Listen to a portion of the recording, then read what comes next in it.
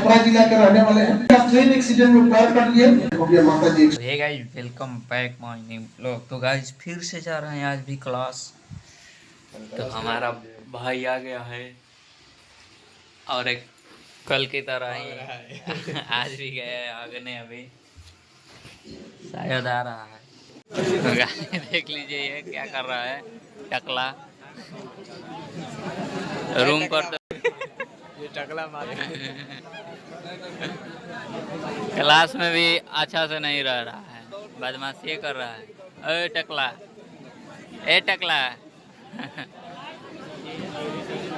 फार दियो तोर बेग फार बनी फार तोर पे कोई फार होता है और नया बार तो पुराना हो गया गाय के देखो हमार मोला गाय खुलत रहा थोड़ा दिन ले लेंदा नहीं रुक देता नहीं रुक कोड छोड़ ये कोडवा हेलो सर।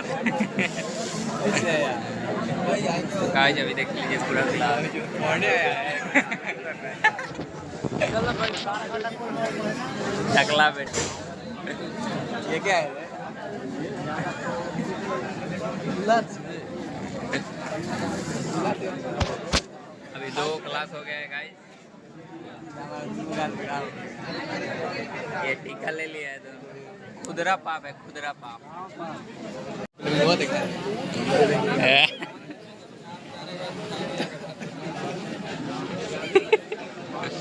मजा नहीं आया। नहीं आया मजा आएगा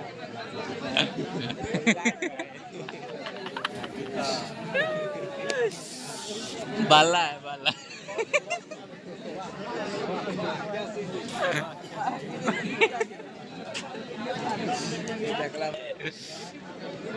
बाला एक कटप्पा कटप्पा मामा।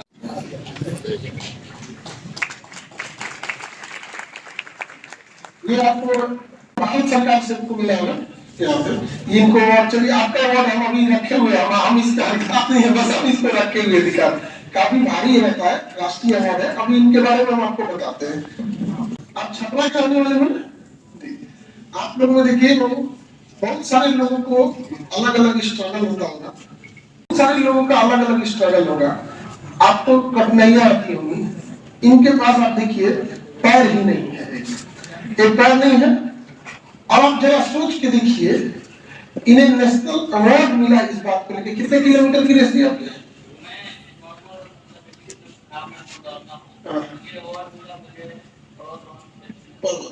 और मैराथन कितने किलोमीटर का? Half marathon 21 kilometre. 21 किलोमीटर का ये हाफ मैराथन दौड़ देते हैं। 21 किलोमीटर और कंचनजंगा पर्वत चढ़ने के बाद और किलिमंजारो हो गए थे ना, तो वहां पे आपको ऑक्सीजन का दिक्कत हो गया था। किलिमंजारो अभी जो कंचनजंगा पे गए थे,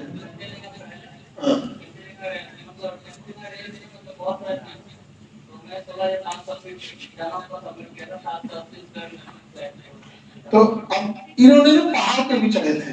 तो हम बस आपको ये बताना चाहते हैं कि आप अगर ठान लीजिएगा तो दुनिया में कोई भी चीज मुश्किल नहीं है ना। आप अपने दोनों पैरों पर, हमको लगता है 10 मंजिला से नहीं चढ़ने में आपका हालत खराब हो जाएगा। वहां पे पूरा नेशनल फ्लैग लेकर उतनी ऊंचाई पे जाना, ऑक्सीजन कम के साथ जाना और बिना पैरों के। बेहतर होगा आप इन्हीं की जुबानी सुनिए कि कैसे इनका पैर कट गया। ट्रेन एक्सीडेंट में पैर कट गया था आपका, और एक गलती और कहां से कहां होता है। हमको लगता है आपका उस समय एक गलती अगर सुधार नहीं हुआ होता तो आज शायद ये हम लोग के बीच नहीं रहते। एक सुसाइड अटेम्प्ट करने के बाद, मतलब एक सुसाइड अटेम्प्ट कर रहे थे, और वहां से ही हमने आपको वहां से लेके आए। इनके जो लड़के हैं छोटे, अभी जो स्टेज पे थे, वही बोलते हैं कि पिताजी झूला क्यों लगा रहे हैं, तो ये फांसी लगा रहे थे। और वहां के बाद इतना दिक्कत आया, बड़ा स्ट्रगल की इनकी लाइफ थी। यहाँ पे एक बार ये बेड से गिर गए थे तो चोट लग गया था, और किनके हाथ टूटा था? अच्छा, उनका, इनके बेटे का छोटा बेटा कितने साल के थे उससे? 3 साल के थे। तो पैर नहीं था तो डिसबैलेंस हुआ, तो 3 साल के बेटा था, उनके ऊपर यही गिर गया तो हाथ टूट गया।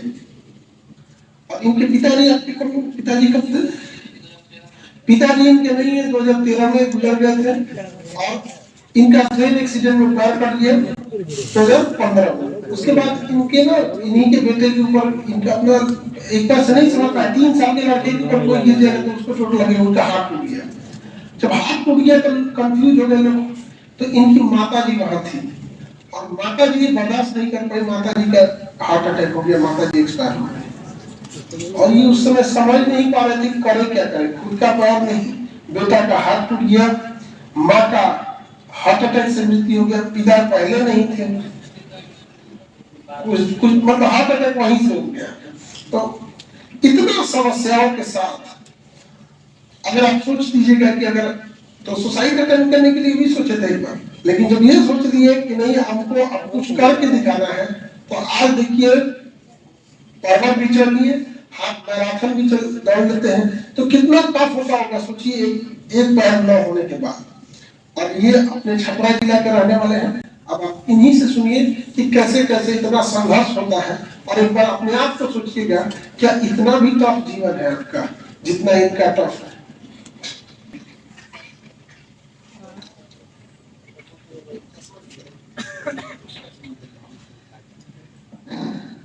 Thank you so much sir. यहाँ मौका मतलब ये एक सपना था कि सर के साथ एक दिन स्टेज साझा करना है और पूरा हुआ सपना। मतलब अगर खुली आंखों से सपने देखोगे तो पूरा होगा। मेरी जर्नी स्टार्ट होती है एक छोटा सा कमरा चेंज करवाने को लेकर। जिस क्वार्टर में मैं रहता था, जिस घर में मैं रहता था, आए दिन छत टूट के मेरे बच्चों के ऊपर, मेरे ऊपर, और थोड़ा सा बारिश होने के बाद घुटने तक पानी। मतलब सब किसी को रिक्वेस्ट करके थक गया।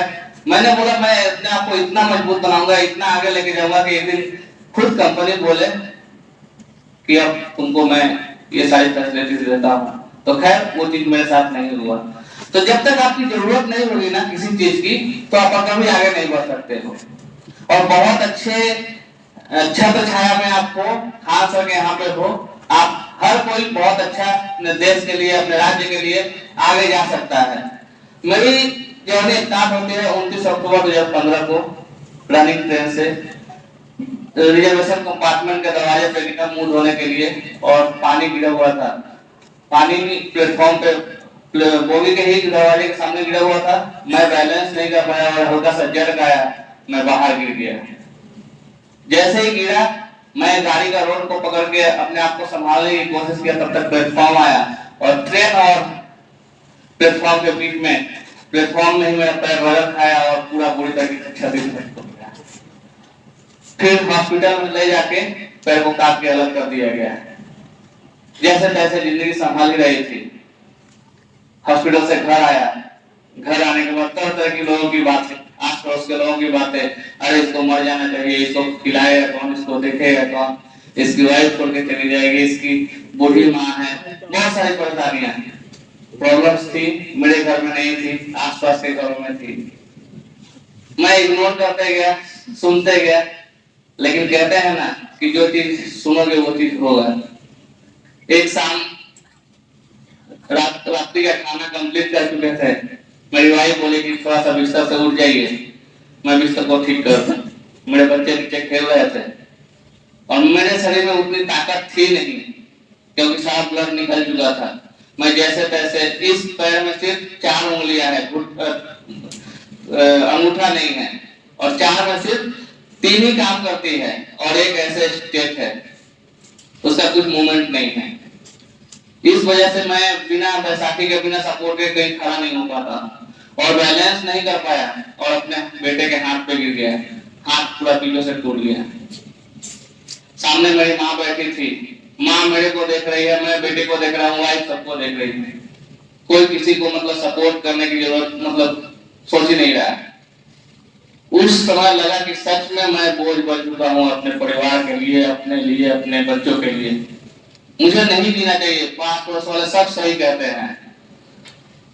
और उसी दिन अपने आप अंदर संकल्प लिया कि मैं बहुत जल्दी दुनिया छोड़ दूंगा, जो कि किसी को नहीं करना चाहिए।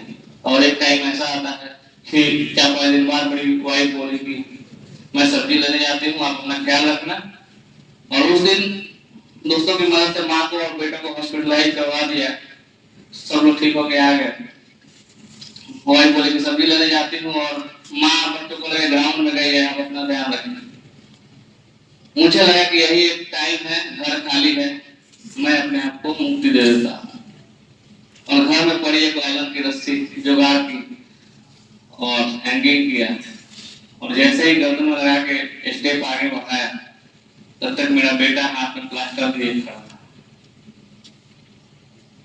उसके मुंह से पता नहीं वो शब्द कैसे निकले कि पापा झूला क्यों लगा रहे हैं। हम लोग घर में छोटी मोटी चॉकलेट मिठाई कुछ भी चोरियां करते रहते हैं बचपना में। कोई सामने पड़ जाता है तो स्वयं सजाते हैं, डर सजाते हैं। वैसे ही मेरे साथ हुआ। मेरा बेटा जब क्वेश्चन किया, मैं सकपका सा गया, डर सा गया, संग संग अपनी रस्सी को लूज किया और उसे पकड़ के रोने लगा। क्योंकि एक पिता का ना होना मैं इसी तरीके से जानता था। 2013 में मेरे पिता को कैंसर से डेथ हो गया था। 2015 में मेरा पैर कट जाना है। 2012 में मेरी दीदी के हस्बैंड का ठंड लगने से एक्सपायर हो जाना है। तो इन सभी लोगों को मैं देखता था नजदीक से, और वो कमियां सोचा और उसी समय डिसाइड किया कि वही चीज जो मैं दर्द फील कर रहा हूँ, जो मेरी माँ कर रही है, मेरी जो दीदी कर रही है, जो मेरे भांजे कर रहे हैं, वही चीज मैं अपनी पत्नी और अपने बेटे को देने जा रहा हूँ। और उसी दिन अपने अंदर एक कसम खाई कि मैं कुछ ऐसा करूंगा कि लोग मेरी कहानियां पढ़ेंगे, मेरे जैसे बनने की कोशिश करेंगे, चाहे वो किसी भी उम्र के हों, चाहे किसी भी कस्बे से आते हों, चाहे किसी भी स्ट्रगल से जूझ रहे हैं। सुबह हुई है तो शाम होगी। और उसी दिन एक क्रूज के सहारे ग्राउंड तक निकला। एक 5 किलोमीटर रन से मैंने स्टार्ट किया। 16-17 राज्यों में दौड़ता हूँ तिरंगे के साथ।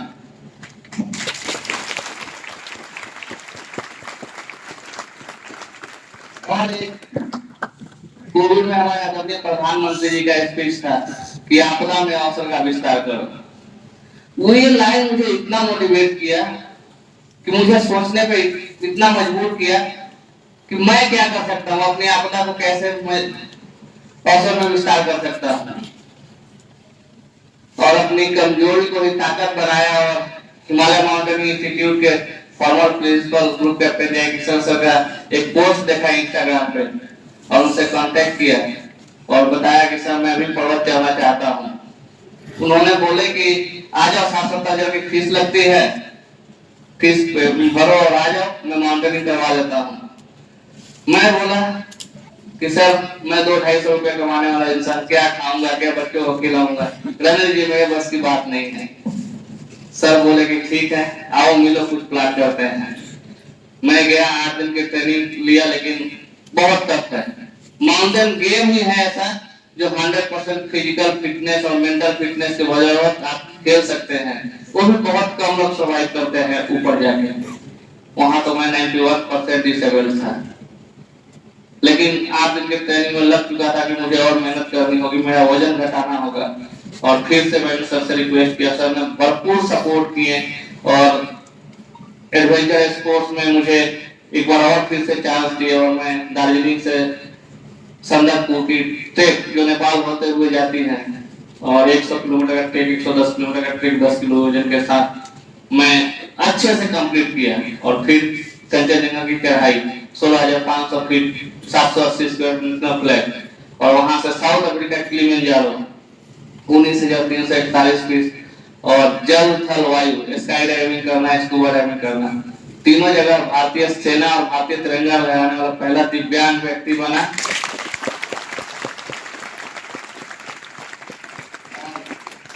इसी वर्ष जो खेल पुरस्कार हुआ जिसमें मनु भाकर, बड़े बड़े स्पोर्ट्स, नवदीप सिंह, सब कोई था, उसमें मैं भी एक था। लेकिन मैं एडवेंचर स्पोर्ट्स को उतना हर कोई नहीं जानता है, इसलिए आज हर किसी के, हर मंत्री के पास जा जाके बताना पड़ रहा है कि मैं एडवेंचर वार्डी हूँ, मैं प्रेसिडेंट वार्डी हूँ, मैं भारत का, बिहार का राज्य का रहने वाला हूँ। आज लगभग 1 सालों से घूम घूम के प्रचार कर रहा हूँ कि मैंने ये अचीवमेंट किए हैं। बस आज भी मैं एक जेके फोटोमैक्स कंपनी में सेल्समैन का काम करता हूँ। दुकान दुकान जाके रंग बिक्री करता हूँ, 5 एवरीडे काउंटर पे जाना, ट्रेन में, बस में चढ़ना और हर दिन धक्के खाना। लेकिन अब मजा आ रहा है कि मैं अपने आप से प्रॉमिस किया हूँ कि मैं अपने अंतिम दिन तक प्रयास करूंगा, चाहे कोई समझे या ना समझे। और आप लोगों तक आने का एक ही मकसद था कि आप लोग आगे आइए, अच्छे नेतृत्व में हैं आप लोग, देश का नाम रोशन करिए, अपने राज्य का नाम रोशन करिए, अपने माता पिता का नाम रोशन करिए। और कठिनाई आई तो सर से बात करिए, अपने अभिभावकों से बात कीजिए, कभी भी गलत कदम कुछ न उठाएं। मुश्किलें आई है तो आपको निखारने के लिए, करने के लिए नहीं।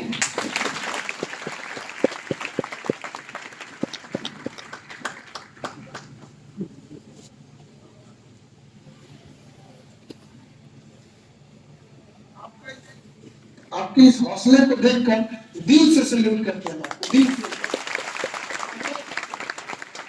ऐसा बड़ा मतलब कहते हैं कि जीवन में कभी आपको जब कठिनाइयां आने लगे, अब कई बार हम आपको बच्चों को भी हम देखते हैं और समझाते हैं कि आपके सामने जो चैलेंज है, तो आप किसी और को देखेंगे तो आपको अपना उसी को छोटा लगने लगेगा। कितना कठिन हो रहा होगा सोचिए।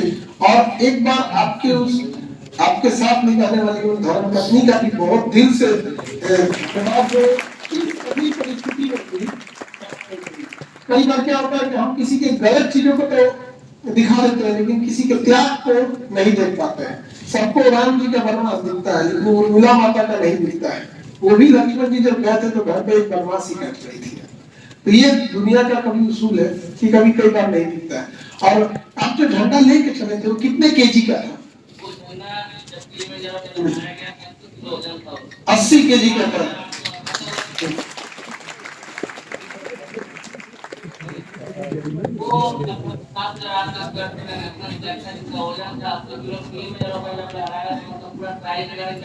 तो पूरा किलिमंजारो ढक गया होगा पूरा का पूरा। एक और नहीं फेंक लीजिए।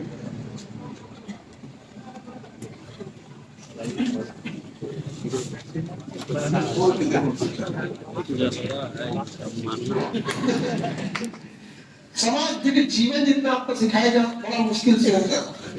कभी कभी मुसीबत आती है ना, जैसे ये बताए ना, पिताजी का डेथ हो गया, इनका पैर का एक्सीडेंट हो गया, ये 3 साल के अपने बच्चे के ऊपर गिर गए, उसके हाथ टूट गया। इनकी माता जी का 3 बार उसी सदमे से हार्ट अटैक हो गया। बहन के जो हस्बैंड थे उनको ठंड लगने से डेथ हो गई। तो एक साल जब मुसीबत आता है तो ऐसा लगता है कि ऊपर वाला कोई दुश्मनी निकाल रहा है, अजीब सा लगेगा आपको। तो याद रखिएगा कि जब पतझड़ आता है ना, पूरा जंगल वीरान हो जाता है, ऐसा लगता है यहाँ कुछ था ही नहीं। प्रकृति तो ऐसे करती है जब पतझड़ के मौसम में जैसे उजाड़ दिया उसने हंसते खेलते एक जंगल को, लेकिन उस पतझड़ के बाद फिर एक सावन आता है और फिर से जंगल वैसे ही लहरा उठता है। इसलिए आप लोग भी बहुत सारे हीरो हैं इस समाज में यहाँ पे। और जिन जो आपके बालक थे उनके ऊपर आप गिर गए, कौन यही है? आज आप और यही बोले थे कि पिताजी झूला क्यों लगा रहे हैं? तो अभी इधर आओ, किस क्लास में पढ़ते हैं आप? क्लास 4 में। देखिए यही है जो पूछे थे कि पापा झूला क्यों लगा रहे हैं। तो कहीं ना कहीं ऊपर वाला किसी न किसी को भेज देता है। अगर वो उस दिन नहीं रहते, आज आप बहुत गलत स्टेप उठा के रहते हैं यहाँ पे। फिर सोचिए इन लोग का क्या होता। तकलीफ उसको नहीं होती है जो दुनिया छोड़ के चला गया, तकलीफ तो उन्हें देखना होता है जो रह गए इस दुनिया में। तो बहुत टेंशन हो जाता है। पढ़ना लिखना अच्छे से एकदम ठीक है, और एकदम नाम रोशन करना है पूरे समाज में, कभी हिम्मत नहीं हाथ लगेगा। और आमतौर पर तो आपके पिताजी की कहानियां दूसरों को सिखाएंगे और आप देखिएगा कि आपको डेली देखते होंगे कितना स्ट्रगल है। अब आप पूछिए क्या आपका स्ट्रगल इससे बड़ा है कि आपका स्ट्रगल इनके सामने तो कुछ नहीं दिखता हो? तो हमारी भी कोशिश रहती है कि समाज में ऐसे हीरे लोग जिनको समाज नहीं देख सका है, उन्हें हम दुनिया के नजरों में लाए और देखें। अगर वो ये दुर्भाग्य है कि आपको बताना पड़ता है, इसको नेशनल अवार्ड मिला हो, जिसको राष्ट्रीय स्तर पर भारत की पहचान बनाया हो, जिसने किलिमंजारो पर्वत को तिरंगे झंडे से ढक दिया और पर्वत में दिख रहा हो किलिमंजारो चोटी। तो दुर्भाग्य है कि मिनिस्टर घूमकर ये बताना पड़ता है कि हम ये क्या किए हैं। हमारा प्रयास है कि हम आपको ये चीजों को कब तक पूरी इंडिया की चीज को देख ले कि देखिए ऐसा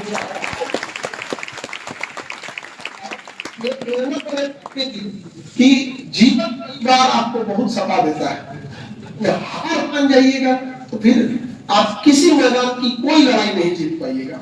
और ये हकीकत है कि जितना टफ जीवन है यहाँ बहुत सारे लोग हार मान जाते हैं। लेकिन सोचिए दौड़ना, और हकीकत है कि पर्वतारोही होना सबसे ज्यादा फिजिकल स्ट्रॉन्ग है, तभी आप पहाड़ चढ़िएगा। ये तो रूल है उसका। पहाड़ चढ़ने वाले को पहले अच्छी साइकिलिंग आनी चाहिए ताकि उसकी स्टेमिना बन सके। बहुत टफ होता है पहाड़ चढ़ना, ऊपर जाइएगा ना ऑक्सीजन नहीं रहेगा, ठंड इतना रहेगा, दिमाग कॉन्शियसनेस काम करना छोड़ देता है।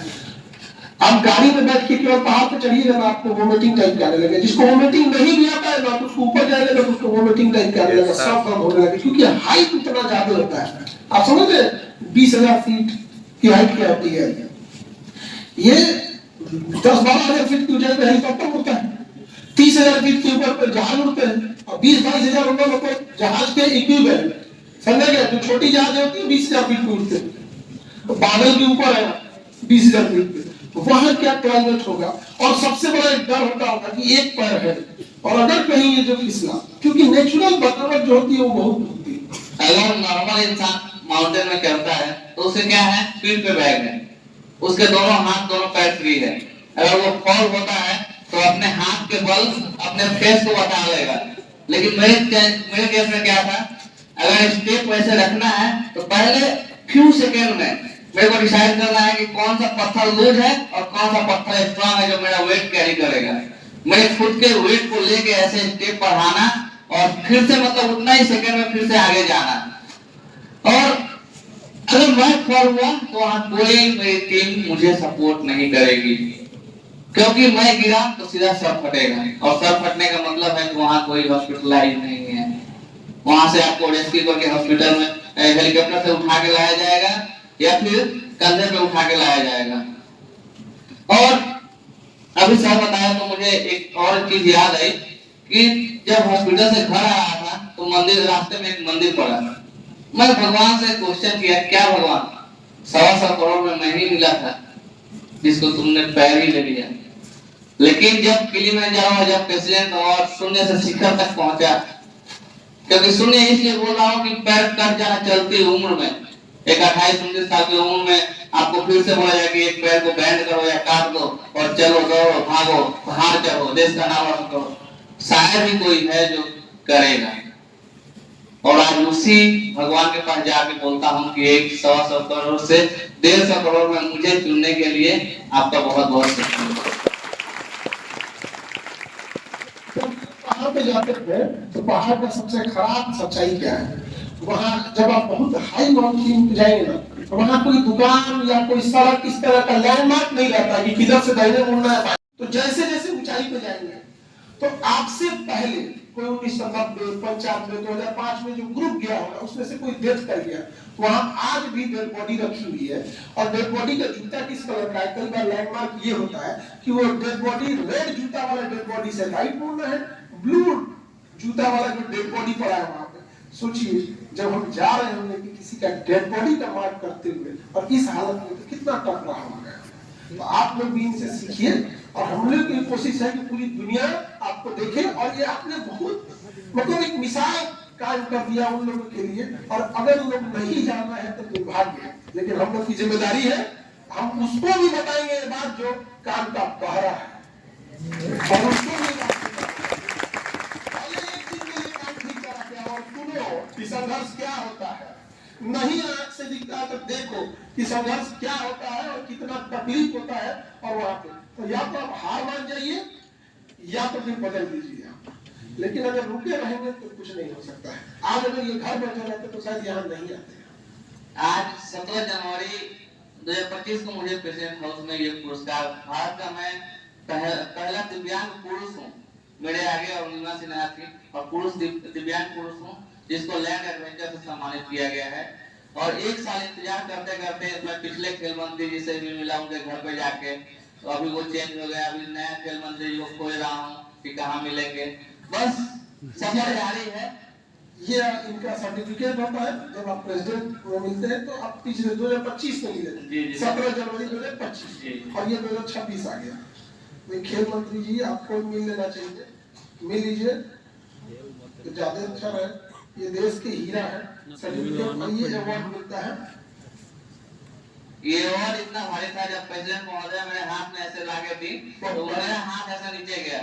फिर उनके जो पीएस होते हैं उनको बोले पकड़ो भाई थोड़ा। तो ये इनका अवार्ड मिला गया है 2025 में, श्री उदय कुमार जी। तो ये चीज है, नाम का असर भी है, नाम का असर है। उदय कुमार एक जब जीवन में सब कुछ छीन लिया था तो एक नया उदय होकर निकले, और न जाने आपका ये हिम्मत, ये साहस न जाने कितनों को एक नई प्रेरणा देगा। राष्ट्रपति अवार्ड में बहुत लोगों को हर साल अवार्ड मिलता है, कुछ अवार्ड मिसाल बन जाता है, उसमें से एक आप। मैं आप सभी से एक ही गुजारिश करूंगा कि कभी कठिनाई से हारे नहीं। मैं अपने जैसे लोगों के लिए एक नई प्रेरणा, नया रास्ता बना के रखा हूँ। वहाँ पे आप हर जो करना है दिल खोले करें। मैं जब दौड़ा तो दौड़ा, जब पहाड़ चढ़ा तो पहाड़ चढ़ा, अब जब भाग रहा हूँ सबके पीछे तो भागूंगा।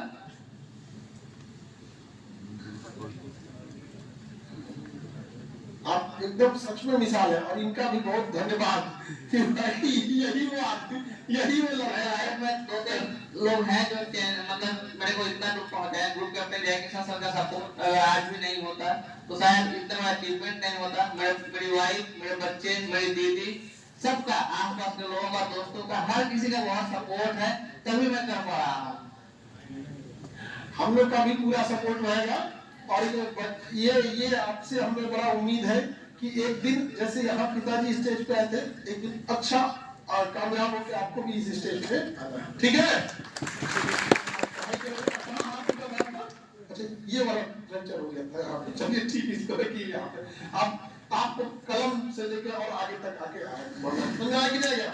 और देखिए लाइफ में कई बार ऐसे होते हैं, कहा जाता है अंधेरे में एक जुगनू का अपनी रास्ता दिखाने के लिए बस चलने का हौसला होना चाहिए। अच्छा, उस समय एज कितनी नहीं होगी? 3 साल में होगी। वो 3 साल में पूरा बदल दिया ये तो एक छोटा सा जुगनू कितना ही रोशनी कर सकता है। तो वही होता है, बस आपके अंदर जुनून होना चाहिए। अगर ये हिम्मत हारते तो ये चीजें नहीं हो पाती यहाँ पर। एक इनके साथ हम फोटो लेते हैं, हम ही ले लेते हैं, आपको भेज देते हैं।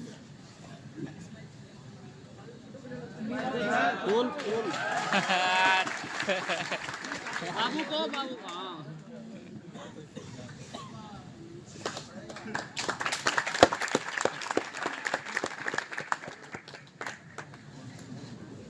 ये हम आपको भेज दें।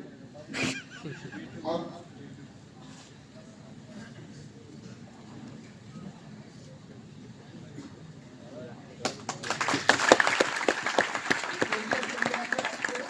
ऐसे ही आप प्रेरणा बने रहे, और समाज में जहां भी हो, जब कोई हिम्मत हारे तो हमें लगता है एक बार वो देखें कि जैसे उदय कुमार जी ने अपना एक नया उदय किया था, वैसे हर अंधेरे के बाद एक नया उदय होता है। बहुत बहुत आपका आभार, और हमेशा आपके इस हिम्मत को हम सैल्यूट करते हैं। बहुत खुशी हुआ, और आपको देख के हम लोग मोटिवेट होते हैं।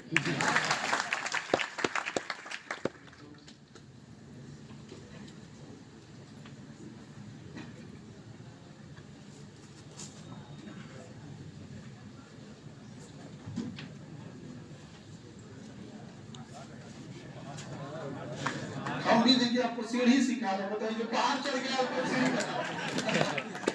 हमसे भी गलती हो गई हाँ।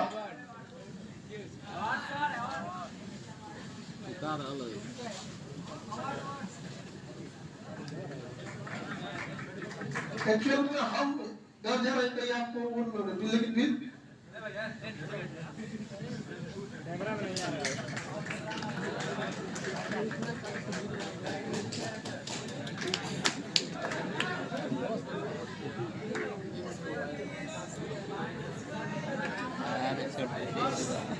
ज़्यादा सड़ा पहाड़